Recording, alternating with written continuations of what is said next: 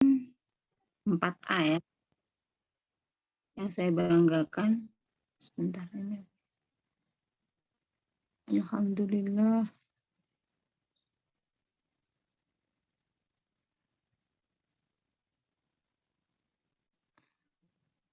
Alhamdulillah pada pagi hari ini kita dapat melanjutkan perkuliahan kita dengan tema Syekh Mahfud At-Tirmasi.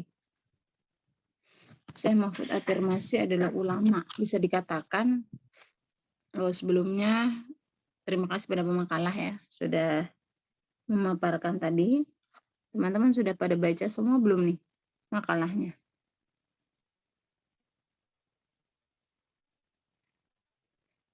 Elva Rohmah udah baca Elva? Kenapa Ibu? Udah baca makalahnya belum? Apa cuman menyimak dari pemakalah? Menyimak dari pemakalah Ibu. Bentar, ada telepon dari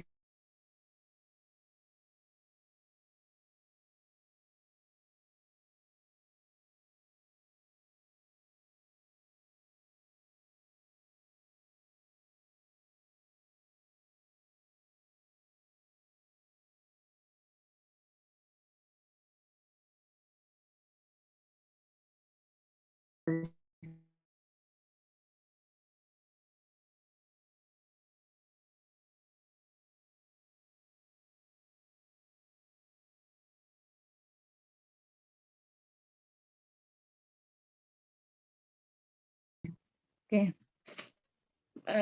Gimana tadi, baca makalah atau hanya menyimak saja? Menyimak saja Ibu. Menyimak saja, baik, nggak apa-apa. Devira gimana Devira? Devira menyimak saja atau sudah baca makalahnya? Devira Muthaharoh. Menyimak, baik. Aisyah, Aisyah baca atau hanya menyimak? Menyimak saja Ibu. Menyimak, baik. Oh, siapa lagi ya? Cantika Rahma, menyimak atau membaca makalah? Cantika dibaca makalahnya atau hanya menyimak?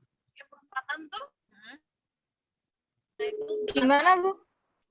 Tahu ini nggak sih perbatasan Pulung Gesang nggak makam tuh? Tahu nggak? Nah, utarai makam itu. Gimana Bu? Suaranya putus-putus. Sering ke Pulung kan? Menyimak saja atau sudah membaca makalahnya? Ajeng tahu Ajeng. Ajeng Zahra. Membaca makalahnya saja. Pulau juga. Oh, membaca makalah, nggak nyimak. Anak eman. Atau membaca makalah? Nyimak Bu, saya lagi di perjalanan soalnya. Oh, nyimak saja, nggak baca makalah gitu? Baca makalah nggak? Baca Bu semalam. Halo, ya. Baca, baik. Ada yang baca, ada yang enggak. Terus Farah Nur Fadilah. Nah, Farah baca makalahnya saja atau cuma dengar nyimak saja atau gimana? Saya mendengarkan nyimak Bu tadi. Nyimak saja ya. Berarti mayoritas hanya menyimak saja. Dari menyimak itu apakah bisa difahami, Farah?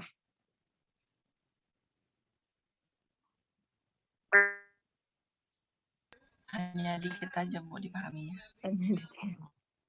Baik. Nah, jadi teman-teman, saya harapkan karena kita memang jam pertama ya, nanti ya enggak jam pertama juga, jam berapapun, makalahnya dibaca dulu. Ya, makalahnya dibaca dulu. Nanti setelah itu, tapi kalau apa namanya? Jadi mungkin gini, mungkin formasinya kita rubah ya. Misalkan pemakalah apa namanya menjelaskan, ya kan? Ada gambaran sedikit. Kemudian yang kedua, teman-teman membaca semua makalahnya dulu. Ada waktu 10 menit untuk membaca. Setelah itu baru tanya jawab. Nah, mungkin minggu depan seperti itu ya. Osma ya. Nah, di sini apa namanya supaya ada yang dibaca dulu gitu. Ada yang dibaca dulu. Itu lebih pahamnya lebih tambah plus. Nah, kalau hanya mengandalkan dari teman menjelaskan, apalagi dari saya, karena saya kan juga mengambil dari intisari saja, tidak menjelaskan secara detail. Nah, detailnya ya banyak sekali nanti ya. Nah, itu perlu dibaca makalahnya. Ya, karena yang pemakalah juga sudah banyak sekali menulis ya, masukkan. Jadinya perlu dibaca. Nah, minggu depan seperti itu ya.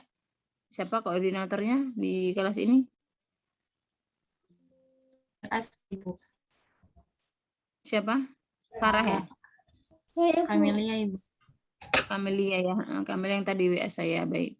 Nah, Kamelia mungkin nanti bisa mengingatkan teman-teman. Ya, jadi kalau nggak dimulai-mulai, misalkan baca dulu, kita nggak tahu nih udah baca bener atau belum. Ya, jadi dimulai saja nggak apa-apa, makalahnya dimulai. Kemudian setelah itu jeda baca makalah dulu 10 menit. Ya memang idealnya baca dulu. Seperti tadi ada teman kita yang baca dulu malam. Nah itu lebih bagus. Kalau malam saya nggak tahu pada baca nggak gitu kalau kita. Tapi kalau di kelas nah kan dibaca dulu. Kalau bacanya malam itu lebih bagus. Jadi pas masuk kuliah itu kita udah ada gambaran. Tinggal kita bertanya kepada pemakalah. Nah, tapi saya memahami lah mungkin sibuk-sibuk ya. Sibuk-sibuk kalau banyak kegiatan teman-teman ini. Nah, jadi boleh di kelas nggak apa-apa. Ini kok gelap saya miring-miring. Apa kameranya yang miring? Nah, gitu. Jadi besok begitu. Nah, baik, saya lanjutkan ke materi kita adalah tentang Syekh Mahfud At-Tirmasi. Nah, sebelumnya kita baca dulu surah Al-Fatihah. Kita kirimkan kepada Rasulullah SAW, para sahabat, para tabi'in, para ahli Quran, ahli hadis, Syekh Abdul Qadir Jailani, dan khususan kepada Syekh Mahfud At-Tirmasi. Al-Fatihah. A'udzubillahiminasyaitonirrajim. Bismillahirrahmanirrahim. Alhamdulillahirabbil alamin. Arrahmanirrahim. Maliki yaumiddin. Iyyaka na'budu wa iyyaka nasta'in. Ihdinas siratal mustaqim. Siratal ladzina an'amta 'alaihim. Wallahu. Amin amin ya rabbal alamin. Nah, baik. Syekh Mahfud At-Tirmasi ya. Nah, beliau itu seorang yang orang Indonesia ya, orang Indonesia yang menjadi primadona di dunia. Ya, jadi ada dua tokoh besar Indonesia ya yang sangat berpengaruh di kancah internasional, terutama di tanah haram ya, bukan tanah haram tapi haram. Beda ya. Nah, ini kan Masjidil Haram, bukan haram. Bukan haram yang ini halal atau haram, bukan. Tapi Masjidil Haram. Haram itu yang dimuliakan. Tahrim. Ya, tahrim. Yang di Masjidil Haram. Nah, itu ada dua ulama besar kita, yaitu siapa? Syekh Dawawi Al-Bantani dan Syekh Mahfud At-Tirmasi. Ya, karena beliau banyak berdua ini banyak mukim di sana ya, mukim di di Mekah, mukim di Mekah. Nah, kalau Syekh Mahfud At-Tirmasi itu wafatnya 1919, maka kalau minggu kemarin kita mengkaji tentang Syekh Nawawi Al-Bantani, itu beliau wafat 1896. Ya, kemudian disusul kalau Syekh Mahfud At-Tirmasi kemudian belakangan baru 1919. Berarti berapa puluh tahun yang lalu itu? Berapa puluh tahun yang lalu? Ini 2021. Ya, udah berpuluh-puluh tahun yang lalu. Siapa ya? Silahkan yang mau ngitung. Hampir 100 tahun, Bu. 100 tahun. Benar, 2022 dikurangi 1919.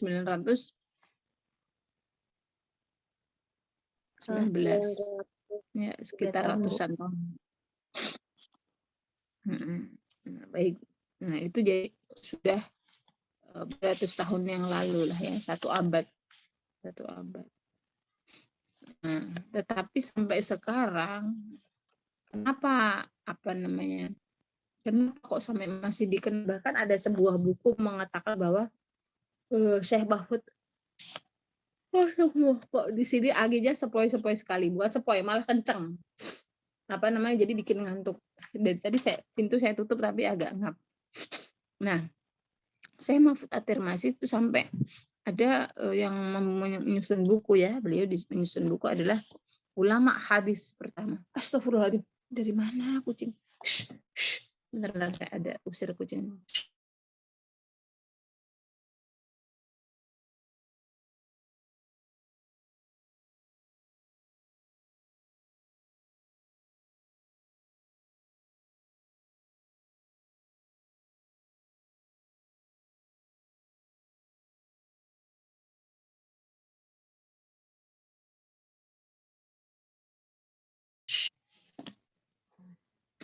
Nah, baik, apa tadi sampai mana? Kenapa ya? Kenapa kemudian beliau itu sampai sangat saking masyhurnya atau saking punya pengaruhnya. Nah, tadi disebutkan makalah bahwa beliau adalah pengumpul sanad terbanyak ya, yang sangat telaten dalam seluruh keilmuannya. Jadi Syekh Mahfud At-Tirmasi ini tidak hanya pinter satu mata kuliah, satu mata pelajaran ya, tidak hanya satu mata pelajaran atau satu fak keilmuan. Nah, kalau kita di sini misalkan teman-teman tuh ada yang pinter qiraat ya misalkan, tapi ada teman yang pinter yang lain, ada yang pinter semuanya. Nah, Syekh Mahfud ini cerdas di dalam semua mata kuliah, mata pelajaran ya kalau kita bahasanya begitu, keilmuan lah ya. Nah, tetapi kalau Syekh Mahfud ini memang dalam ilmu hadis peranannya adalah bisa dikatakan pionir. Pionir itu yang pertama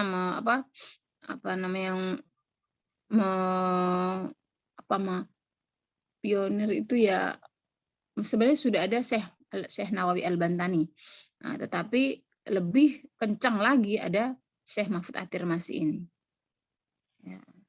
Jadi kontribusi pembelajaran sangat besar di Indonesia. Gitu. Karena beliau juga pulang ke Indonesia itu lebih banyak waktunya dibanding Syekh Nawawi. Syekh Nawawi kan kemudian kembali lagi juga ke sana. Gitu kan. Nah, tadi itu udah dijelaskan ya siapa lahir di barat. Guru biografinya beliau di mana sudah ya. Nah, kalau kita melihat skema gurunya Imam An-Nawawi ya, itu memang tadi paling belajar pertama itu dari ayahnya ya, Syekh Nawawi itu Syekh At-Tirmasi itu belajar pertama dari ayahnya.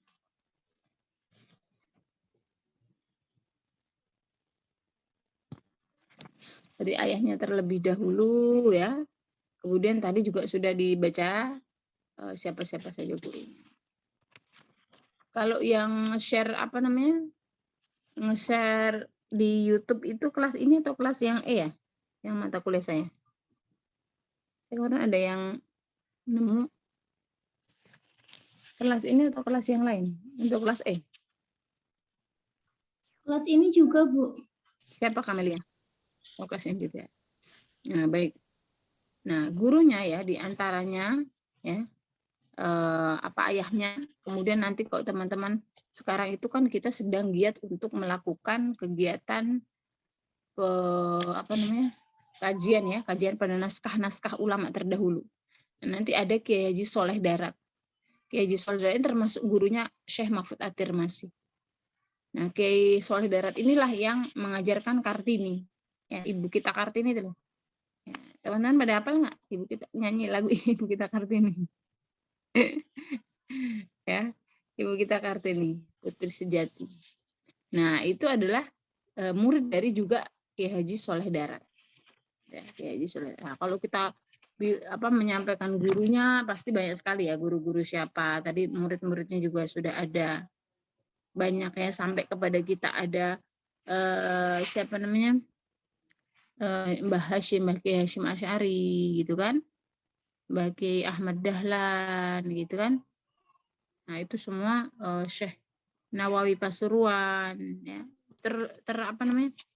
Tersebar di seluruh Indonesia, tersebar di dalam seluruh Indonesia. Nah, kemudian yang tidak bisa lepas dari ketokohan seseorang, kepakaran seseorang adalah karyanya. Ya, ya karyanya. Tadi ada berapa pemakaran pemasukannya? Karya-karya beliau ada berapa? Kurang lebih ada 20, Ibu. Ya, jadi banyak sekali karya beliau. Jadi orang itu bisa dilihat ya dari karya-karyanya itu tadi. Karyanya sangat banyak. Nah, dikatakan orang itu dikatakan produktif atau tidak karena dia memiliki karya-karya itu. Nah, kemudian Al-Minhah Al-Khairiyah ya, fi Arba'in Hadis. Nah, ini dalam Arba'in Hadis ini kan juga mungkin saya sampaikan bahwa kenapa sih orang-orang pada menyusun, bukan orang-orang ya, para ulama itu penyusun kitab Arba'in. Ya, kenapa kitab Arba'in? Nah, kalau kita mengenal Arba'in Nawawi. Arba'in Nawawi itu bukan Syekh Nawawi Al-Bantani ya, Imam An-Nawawi. Beda lagi. Nah, kemudian kalau Syekh Tirmizi ini punya Arba'in At-Tirmizi. Beda dengan Arba'in Nawawi. Nah, menulis 40 hadis masyhur. Nah, isinya apa? Ya, Al-Minhah. Tadi dijelaskan nggak pemakalah isinya apa aja?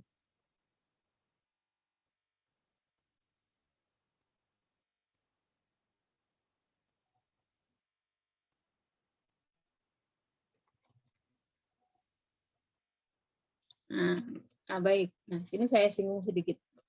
Nah, ada Arba'in Nawawi yang kita kenal. Nah, dengan Arba'in Nawawi Arba'in At-Tirmizi. Ya, ada bedanya. Nah, sedikit perbedaannya. Kalau di Arba'in Nawawi itu dijelaskan tentang keikhlasan. Tetapi kalau di Arba'in At-Tirmizi itu tentang fadilah kasih sayang. Jadi tentang keikhlasan itu temanya beda. Temanya bukan tema keikhlasan tapi fadilah kasih sayang.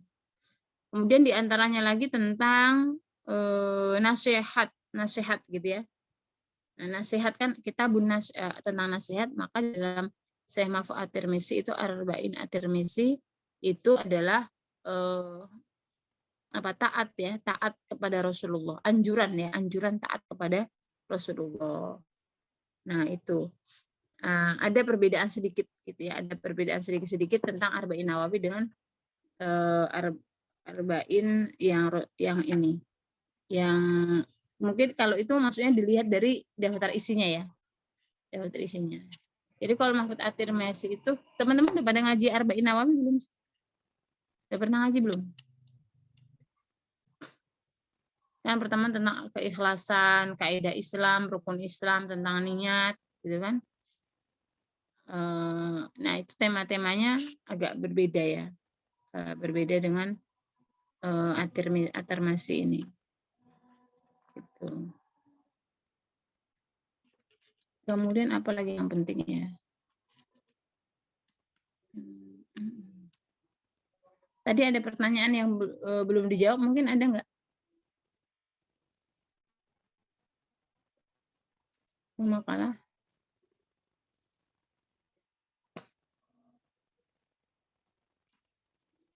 Kalau mau kalau mau teman-teman mau ini tuh, jadi mungkin nanti kalau mau lengkap loh ya, kalau mau lengkap tuh jadi setiap karyanya itu dikasih penjelasan dikit. Misalkan karyanya kan hanya disebutkan saja ya,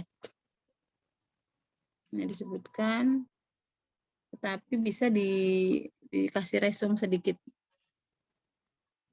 Gitu. Nah, tadi yang ijazah langsung ya dari pengajaran Sahih Bukhari tadi sudah ya. Sanadnya langsung pada Imam Bukhari, kemudian menjadi ulama Nusantara pertama yang mengajarkan Sahih Bukhari di Masjidil Haram. Sudah ya, pemakalah itu sudah masuk ya. Poin-poin pentingnya itu ya. Poin-poin penting. Terus kemudian beliau konsen pada ilmu dirayah hadis gitu kan. Nah, itu sudah saya dengar tadi dari pemakalah. Kemudian ada yang Syekh Hashim Asy'ari itu kemudian mendapatkan sanad langsung dari Sahih Bukhari itu dari Syekh Mahfud. Dan akhirnya kalau teman-teman kenal Ustadz Abdul Somad, nah Ustadz Abdul Somad itu disertasinya mengkaji tentang kontribusi Kiai Haji Hashim Asy'ari di Indonesia dalam perkembangan ilmu hadis gitu. Nah, itu diantaranya. Nah, seperti banyak juga ulama-ulama, teman-teman, ulama-ulama itu yang belajar yang di Mekah langsung tuh juga banyak, ya, banyak gitu. Jadi ada yang seperti Syekh Nawawi gitu ya, Syekh At-Tirmidzi ini karena memang tinggalnya di tanah haram, ya banyak belajarnya banyak di sana juga, gitu. Belajarnya banyak di sana.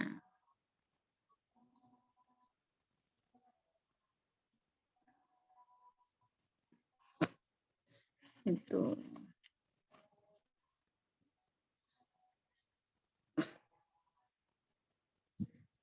Kalau di guru kita ya yang punya ya di IKI yang sampai itu sanad adalah Syekh Profesor Dr. Pak Agil Al-Munawar itu juga mendapatkan sanad langsung dari Syekh At-Tirmidzi. Jadi kenapa teman-teman kajian sanad ini penting ya? Teman-teman udah belajar ulumul hadis kan? Sudah belajar ulumul hadis. Ketika sanad itu putus ya, maka hadis itu bisa menjadi tidak sahih atau kedudukannya bisa turun menjadi hasan atau bahkan dhaif.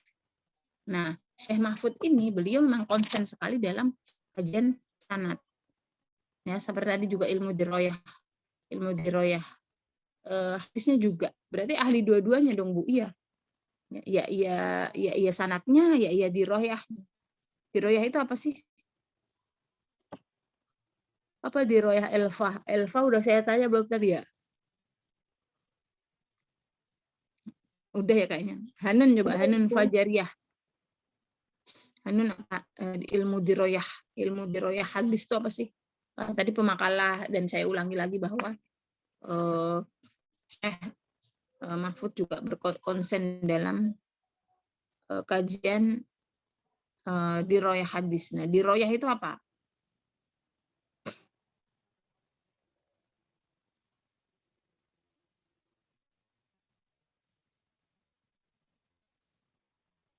Kan ada pembagian, ada riwayah sama diroyah. Nah, diroyah ini apa? Siapa yang bisa deh, gitu aja. Nggak usah saya panggil, biar nggak lama-lama. Saya mau coba. Ya, siapa ini? Farah. Oh ya, boleh silakan. Ilmu diroyah ini dalam hadis adalah ilmu yang membahas tentang kaidah-kaidah untuk mengetahui keadaan sanad dan matan hadis serta menentukan kesohihannya, Bu. Itu. Baik, ada yang lain? Yang lain?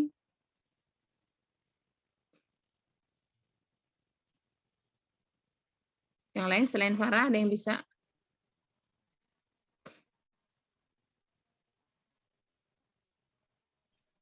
Saya, Bu. Ya, siapa ini? Dinda Khairunisa. Ya, silakan. Saya menambahkan yang dari Farah.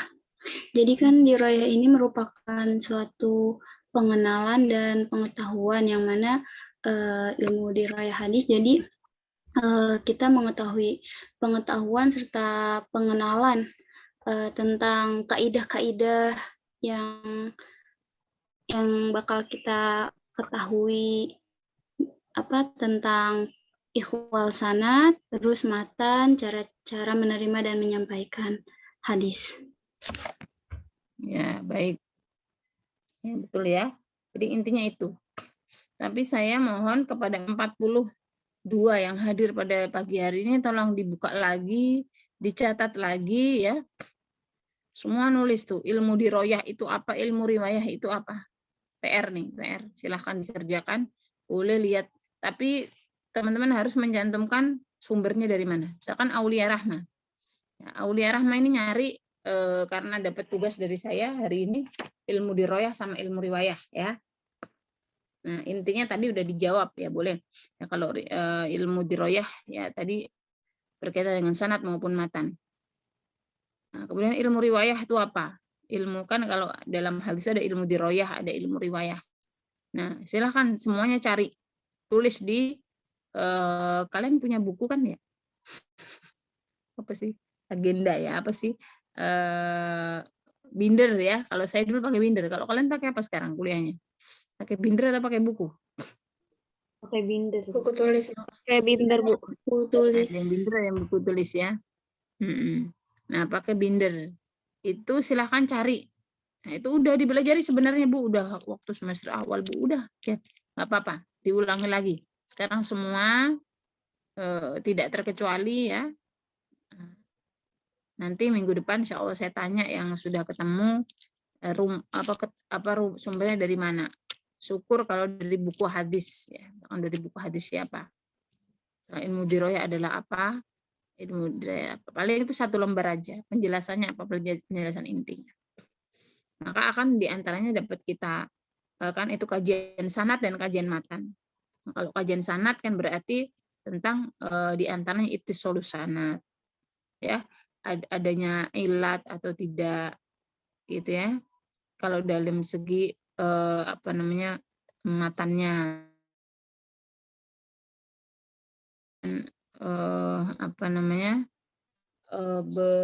macam-macamnya gitu ya, supaya reminder lagi, ingat lagi. Reminder lagi, mengingat kembali tentang, nah, jadi akan tahu bahwa oh yang dimaksud Syekh Mahfud At-Tirmasi di sini adalah diroyah itu gimana, nah gitu kan. Jadi nyambung. Besok lagi kita kalau ketemu juga akan ketemu lagi. Nah itu saja. Saya rasa dari pemakalan tadi sudah banyak menyampaikan. Ada yang mau menambahkan atau tadi ada yang belum bisa dijawab atau gimana? Ini masih jam 8.43. Afirmasi.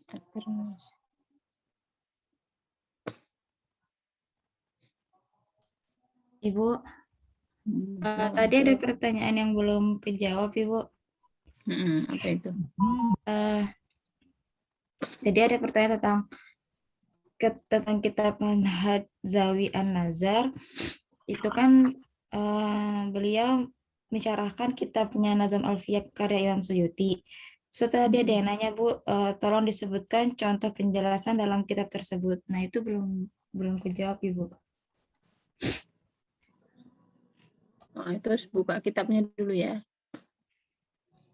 Harus buka kitabnya dulu. Teman-teman dapat nggak kitabnya? Pemakalahnya. Contohnya atau contoh pemaparannya ya. Manhaj Dawin Nadhr bisyarah Manzumah Ilmu Al-Athar. Ya, ini memang salah satu ya di antara 2 karya besar. Memang karyanya banyak beliau. Tapi karya besar beliau yang pertama tadi ya, Al-Minhah Al-Khairiyah ya, Al-Minhaj An-Nadhr ini. Tahu nggak, beliau nulis kitab ini tuh cuman 4 bulan berapa hari gitu. Jadi cepat sekali. Padahal mensyarah ya. Mensyarah itu kan apa? Syarah itu menjelaskan ya. Asyarah al-bayan itu menjelaskan. Jadi singkat sekali. Saking pinternya, saking udah ahlinya ya beliau dan hebatnya lagi kitab beliau itu disebarkan bukan di Indonesia. pertama kali malah di Kairo, di Mesir. Ya, di Mesir. Nah, contohnya coba saya cari contohnya. Sebentar.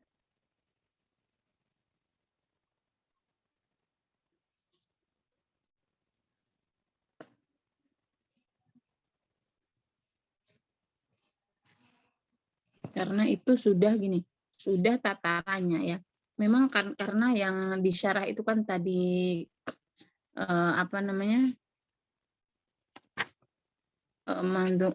Ibnul Athar ya, kitab yang sangat besar yang disyarah. Nah, itu berkaitan dengan Imam Ibnu Sholah. Ibnu Sholah itu juga imam seorang ulama hadis. Ya ini apa namanya, udah kaliber internasional ya. Sudah Muqaddimah Ibnu Sholah ya, Muqaddimah Ibnu Sholah. Nah, itu juga apa namanya, berkaitan dengan kitab ini secara Alfiyah Al-Iraqi. Terus sebentar, saya belum dapat contohnya ya, contoh.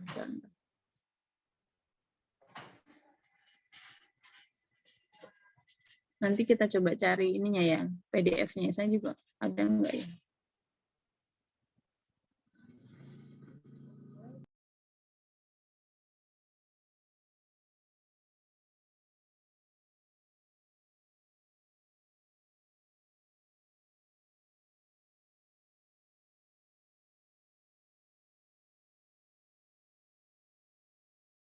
Yang sudah menjadi ringkasan ya.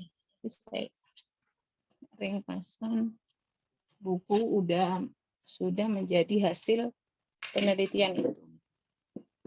Harus dicari dulu. Kalau enggak, udah Kak. Ya udah, sana rebahan aja, tidur. Anak saya udah pulang dari vaksin. Nah, jadi gini, yang penting, yang terutama, yang penting sekali, beliau itu mengkaji ya tentang ketika menjelaskan beliau juga mengutip memang As-Suyuti kan ya, As-Suyuti itu beliau menjelaskan dulu dari mana sumbernya, kemudian berapa halaman. Memang enaknya ada kitabnya ya, diketahui langsung ya. Yang kedua,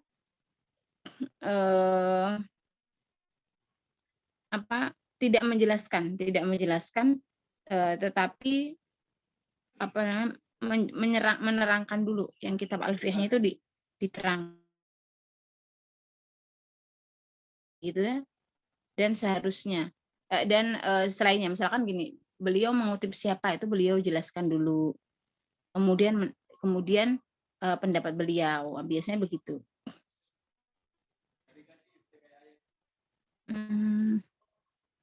Nah, itu memang ada berkaitan sama hadis-hadis ya, hadis beliau ya, hadis-hadis yang ini. At-tahammul wal ada juga dimasukkan.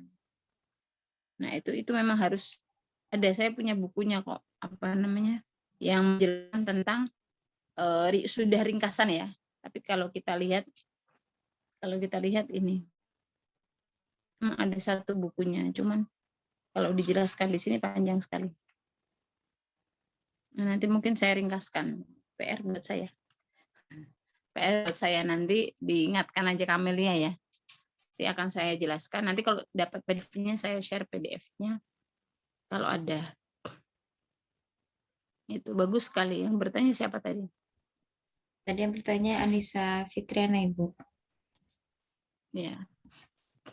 Itu jadi karena memang beberapa keilmuan itu tidak bisa hanya kita melihat teori ya. Tidak hanya melihat teorinya saja, tidak bisa, harus melihat ininya gimana sih gitu.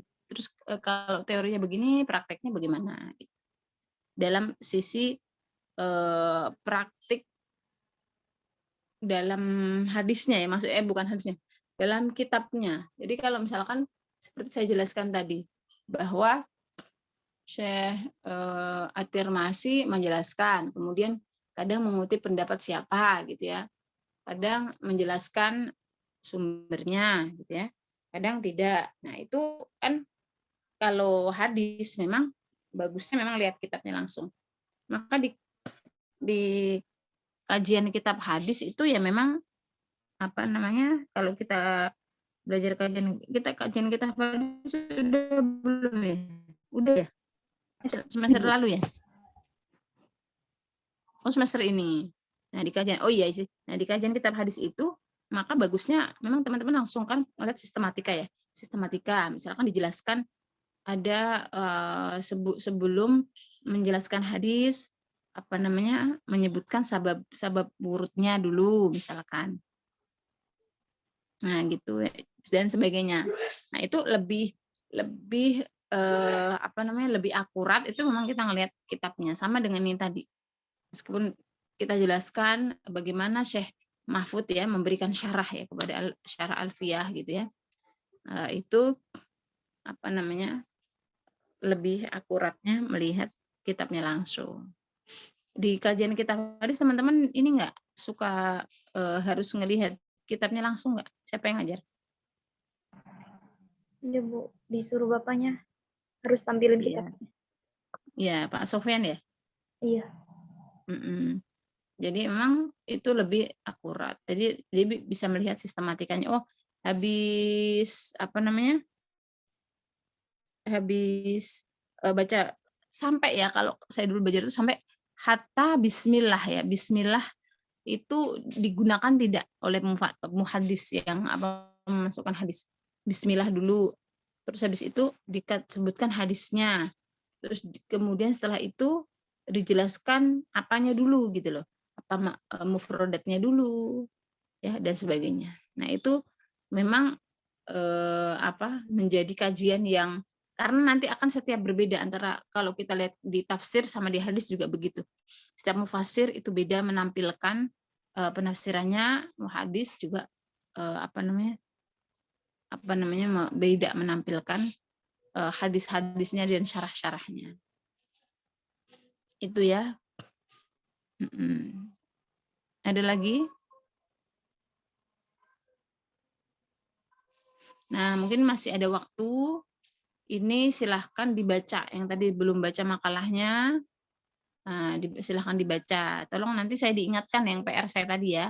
Saya nanti cari kitabnya, saya cari kitab PDF-nya, supaya kita bisa lihat bagaimana Syekh Mahfud dalam mensyarah atau menjelaskan kitab Alfiyah tadi. Maaf, kalau pagi-pagi di rumah saya ini banyak gangguan anak-anak. Jadi banyak iklan. Ya, ini lagi nggak ada Mbak lagi saya, jadi konsentrasinya kepecah-pecah. Ya, baik, silahkan. Mungkin kita cukupkan saja ya. Masih ada yang mau bertanya nggak? Nah, teman-teman harus hafal ya, beliau wafat tahun berapa. Beliau lahir tahun berapa, wafat tahun berapa. Beliau Syekh At-Tirmizi wafat kalau kajian tokoh nih teman-teman. Tulis ya. Kajian tokoh itu yang pertama penting sekali ya, tokoh, karena ini hadis ini kita kajian tokoh semua ya. Yang pertama adalah lahir dan wafat. Seperti At-Tirmizi misalkan, At-Tirmizi ini lahirnya 1868. Wafat 1919 ya. 1919. Nah, kemudian beliau itu anaknya siapa? Itu perlu. Jadi lingkungan ketika kita mengkaji seorang tokoh itu sangat perlu sekali menggambarkan kondisi belajarnya, rihlah ilmiah lah ya. Rihlah ilmiah. Ketika dia kecil belajar sama siapa? SMP belajar di mana? Ya kan, makanya kalau teman-teman nih Anjani, Adania, Atika, kalau ngelamar sesuatu pasti dilihat CV-nya. Sekolahnya di mana ya? TK-nya TK apa? TK atau enggak? Terus kemudian SD-nya di mana? SMP, SMA. Karena apa? Lingkungan itu menjadi faktor yang sangat besar dalam pembentukan karakter dan pembentukan ilmu seseorang. Nah, itu jadi kalau teman-teman belajar tentang biografi, itu harus masuk. Kalau kajian ya, kajian ilmiah biografi, itu harus masuk. Itu. Ya. Jadi tempat dia, misalkan dia belajarnya di seperti misalkan Said Qutb. Said Qutb itu seorang mufassir ya. Said Qutb seorang mufassir. Beliau bagus sebenarnya bahkan tapi tafsirnya itu kan banyak digunakan rujukan untuk orang-orang radikal. Ya, orang radikal yang ngebom itu. Nah, itu karena apa? Ternyata ada pengaruh di dalam tafsir apa tadi? Tafsir Said Qutb, tafsir fi Dilalil Quran namanya. Nah, itu ketika menyusun tafsir itu beliau dipenjara. Ya, beliau dipenjara, kemudian akhirnya muncul pendekatan atau corak tafsir adalah Haroki. Ya, teman-teman mungkin sudah belajar metodologi tafsir waktu di semester 2 ya. Nah, sudah kan? Nah, ada namanya corak Haroki. Nah, corak Haroki itu karena Said Qutb menulisnya di penjara, kemudian ditindas oleh pemerintah Inggris. Nah, gimana di dalam tafsir itu banyak beliau karena Haroki itu bergerak melawan. Nah, kalau kita nggak mau jadi terlambat, itu sangat berpengaruh terhadap cara berpikir dan hasil produk dari kitab-kitab yang dihasilkan. Nah, sama. Kenapa di dalam At-Tirmizi Syekh Mahfud tadi, kenapa beliau sampai mensyarah Alfiyah? Itu apa yang menarik gitu ya? Latar belakangnya apa? Nah, ini teman-teman belajarin dari kajian kitab ya. Kajian kitab, latar belakangnya apa gitu, menyusun kitab tersebut, kemudian yang mempengaruhi. Nah, tapi kalau kembali lagi ke kajian biografi, dari bawah tanggal lahir, lahirnya kapan, terus wafatnya kapan, terus kemudian rihalah ilmiahnya, gurunya siapa, muridnya siapa, ya. Nah, itu sangat berpengaruh. Dan dia hidup di mana, gitu kan? Nah, itu karena seperti Imam Syafi'i saja itu punya qaul qadim dan qaul jadid. Nah, qaul jadid itu lahirnya qaul qadimnya di Baghdad, qaul jadidnya di Mesir. Nah, karena apa? Karena memang ada perbedaan dan perubahan kehidupan di Baghdad dengan di Mesir. Kalau di Mesir mungkin lebih ini ya, lebih banyak masalah-masalah gitu loh. Masalah-masalah keagamaan yang muncul baru dan kondisinya berbeda. Lebih up to date dan lebih sekarang gitu. Kalau dulu misalkan contohnya zaman dulu nggak ada di Indonesia ini macet di jalan. Terus gimana? Sholatnya di mana nih macet total nih. Misalkan orang pulang kerja ya di Jakarta itu daerah belum itu bisa berangkat dari kantornya asar nyampe nyampe rumahnya misalkan. Kok dulu kasusnya sampai seperti itu. Karena kan dulu belum ada MRT ya, kereta masih ini, jalan tol masih ini. Nah, itu yang ada. Nah, itu bagaimana? Perlu ijtihad hukum yang baru. Nah, seperti itu. Nah, butuh beliau lahir di mana, kemudian hidup di mana, itu perlu kalau kajian tokoh. Karena kita mayoritas kajian tokoh ya ini. Nah, yang kita pelajari di dalam studi hadis Indonesia ini adalah kajian tokoh. Maka kita perlu mengkaji itu.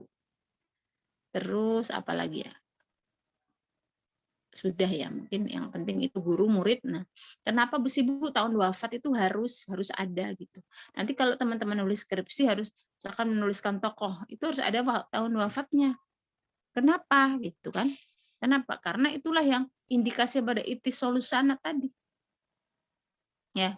Nah, saya contohkan Syekh Nawawi Al-Bantani wafat tahun berapa? Saya tadi bilang 1000 berapa? 1800 berapa? 96. 96 ya. 1800? Aduh. 96. 1896. Nah, Syekh Mahfud wafatnya 1919. Jadi mereka ini berdua ini bertemu nggak? Syekh Nawawi sama Syekh Mahfud tadi? Tidak, Bu. Yakin tidak? Ayo. Tidak ya? Ketemu Enggak? Nah, disitulah ya nanti ketemu tidaknya silahkan dilihat dari mana. Kalau para muhadis melihatnya dari ittisolus sanadnya situ. Oh, ini bertemu nih, berarti memang ada potensi ini meriwayatkan hadis dari sini gitu. Nah, nanti kalau teman-teman udah belajar tahrij sebenarnya ya, cuman tapi 1 semester itu pun dengan ulumul Quran. Kalau di zaman saya tuh tahrij itu jadi satu mata kuliah tersendiri, dan memang kita kerjanya mentahrij, mencari ini, mencari. Misalkan nih, itu tadi kabar ya, kalau hadis misalkan Anjani dapat dari Hasnah dapat dari Farhatun, dapat dari Devi, dari Ayunda, dari Dinda misalkan. Itu bener nggak nih mereka ketemu semua enggak? Ya kan kalau syarat hadis sahih kan ada ittisalus sanad, kemudian adalah rawi, betul rawi, ya kan? Nah, itu si ini Anjani tadi dapat kabar dari Hasnah misalkan. Ditanya, Anjani ini orang suka bohong nggak nih? Harus gitu. Hasnah suka bohong nggak nih? Ya. Kalau dia ada adalahnya ya, adalah dan dhabtunya. Biasanya. Oh, ini ya kecerdasannya sedang-sedang aja sih ya gitu. Nah, kan dari situ ya. Itu sanad adalah turawi, betul rawi. Dan ada kalau dari segi matanya ada ilat, ada syad. Nah, itu 5 hal itu yang menjadi syarat hadis sahih, itu harus tahu semua teman. Nah, ya. Itu saja ya. Nah, itu kenapa harus ada tahun wafat. Jadi supaya pembelajarannya itu gampang. Baik, mungkin cukup ya. Silahkan, masih ada waktu dibaca makalahnya. Insya Allah ketemu lagi minggu depan. Semoga semua dalam keadaan sehat walafiat. Terima kasih dari saya. Kita akhiri dengan doa tutup majelis bersama-sama.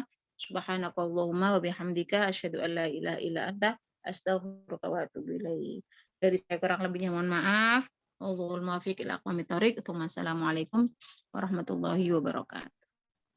Waalaikumsalam warahmatullahi wabarakatuh. Terima kasih, Bu. Sama-sama.